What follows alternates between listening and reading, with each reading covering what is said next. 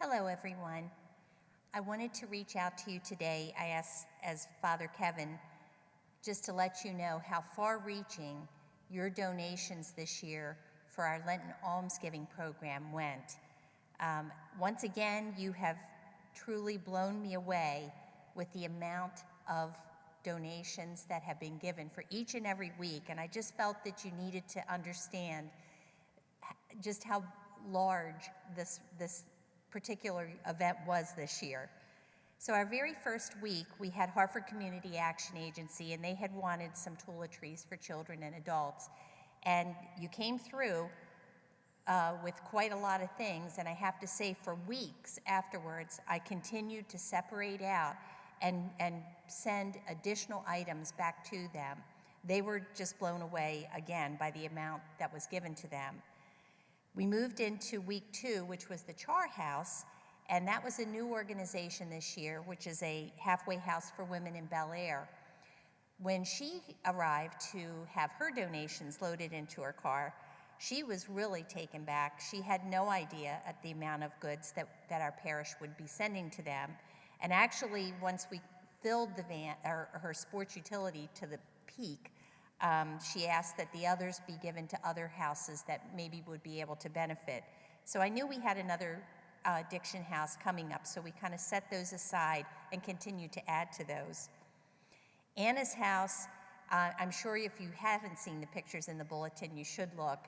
We filled 2 work vans full to the brim. And she said even though she thought last year was the largest ever, she truly believed that this year greatly exceeded last year. There were so many donations that we actually were able to share, or she was actually able to share those with the Catholic Charities Hartford County Early Head Start program, which they work with together. And so once again, I just wanted to make sure that you realize that we not only helped Anna's house, but we also helped the Early Head Start program in Hartford County. The Mason-Dixon Community Center had specific requests this year, and those items were being used to put together Easter meals for the families up in northern Hartford County that otherwise would not have had an Easter meal. You graciously donated 86 hams that were given to them, and it went with the specific items that they boxed and were taken out to the homes of the people that were unable to come out to be able to purchase those items. So truly a blessing. Mason-Dixon is someone that we continue to work with. A lot of the poorest of the poor are up in that area and really have no means to come into town, as we used to say. So that was a tremendous output for them. Covered Bridge was our 5th week, and honestly, we filled so many vehicles that I wasn't sure we were ever going to stop filling them. We filled 5 truckloads. So Covered Bridge obviously was not able to, have the means to even, keep all of the supplies that were given. So in addition to the Covered Bridge house, we were able to support the Brandon Thomas Jordan House here in Bel Air, a men's halfway house. Also the Trinity House in Edgewood, a men's halfway house. The Homecoming Project, which is a women's halfway house here in Bel Air. So again, just unbelievable outpouring from you that went so much farther than I think you had any idea that it could possibly reach. Our last week was for the Hartford Family House, and they had specific needs, and I was a little concerned initially. I even said to the director there when she started with the types of things she wanted, I said, with it being a pandemic, I'm not sure about these items, and I was thinking in the back of my mind, if we didn't have enough, maybe I would go out and purchase some additional things. But, oh my gosh, you, once again, spirit-driven in your hearts, just came through so enormously that when they came to pick up the goods, we once again had an organization that really didn't even have the means to store all that you had purchased. And she looked at me and said, do you know of anyone else that could use some of these? And so I reached out to Anna's house because they also house people, and I had a feeling that that would probably be something they would really be delighted to have, and they were. So in addition to supporting Hartford Family House with bedding and linens and towels. We also supported Anna's House, filled another vehicle completely full with just the goods that went to them as well.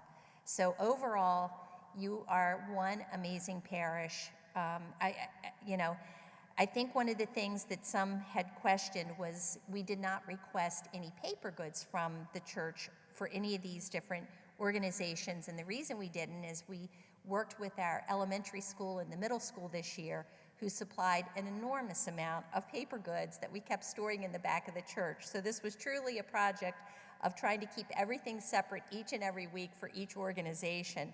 But I want to thank the school parents, the school children for the donations that they sent us. I also had reached out to the schools for cards for the nursing home, for Easter cards, and you came through beautifully. I have to say that the person that delivers the cards to the nursing home felt that, even though we do cards through a card ministry, the ones from the children, she really felt were just so appreciative, because many of the people in the nursing home have grandchildren and great-grandchildren that they're just unable to see. So it was so heartwarming, and I just cannot thank you, students, enough for the time and energy that you put into those beautiful Easter cards, and for the additional cards that you're sending us just to be given out on a weekly basis. It's truly a blessing to the recipients at the nursing home. Aside all of that, we also managed to collect 525 casseroles. That was just unbelievable, the amount. Father and I both were just so taken back by the number. These, of course, went to the sharing table down at Prince of Peace, also to St. John's Episcopal for their hot meal program, and to the Calvary Baptist Church for our cooperative food ministry.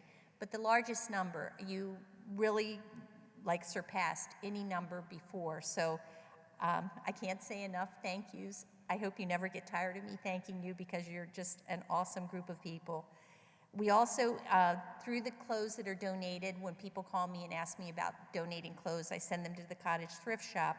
We also sent down 40 bags of clothing for men, women, and children to the sharing table at Prince of Peace, which went very well. We will probably continue to support that effort.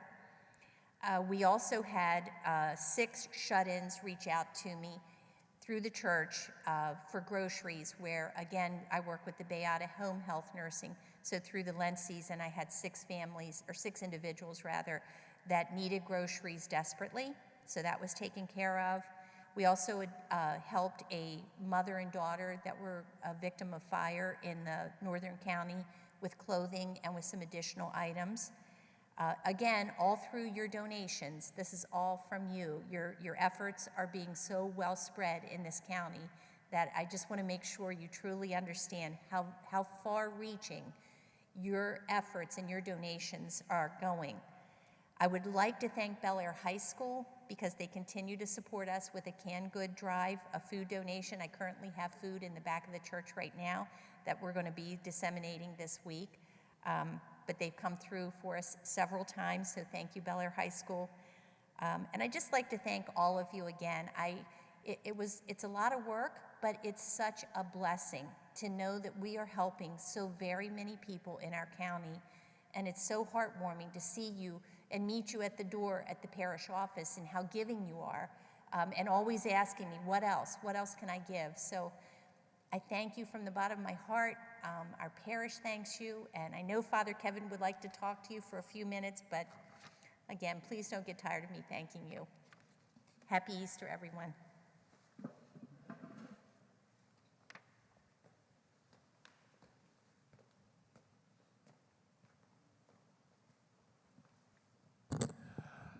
Good day, all. I want to thank Nina for all the work she's been doing these past couple weeks. For a couple weeks, you couldn't get into our office with all the stuff coming in. Again, it's your generosity and giving. And I know it's in your heart to do these things and to continue. You did it for, Christmas, you did it for July, and you continue to do it during the pandemic. But, the poor is always with us, and it's going to get worse, not going to get better. So I encourage you to be a part of this ministry. The casseroles keep coming in. They're all going out. We have some great cooks here. We have great people that want to do something, but they don't know what to do.